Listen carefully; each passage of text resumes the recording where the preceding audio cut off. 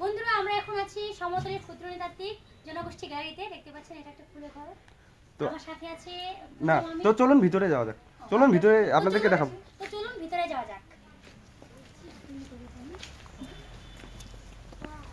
এটা যদি না দেখায় তাহলে তো আসো। তবে এখানে কি দেখ একজন বসেন। আসো।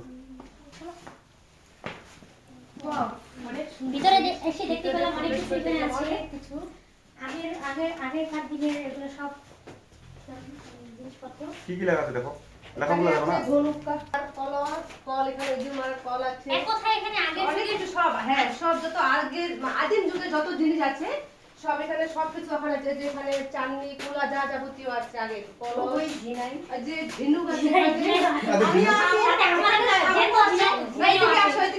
এই যে এখানে শামুক রাখা আছে, এই যে এখানে একটা ডেলি আছে, ওই যে বাস এই যে চাল রাখার জন্য কলসি এলা আছে আগেকার ঝিনা আর এই যে আছে আমার মানে জলটা পাটি শীতল পাটি।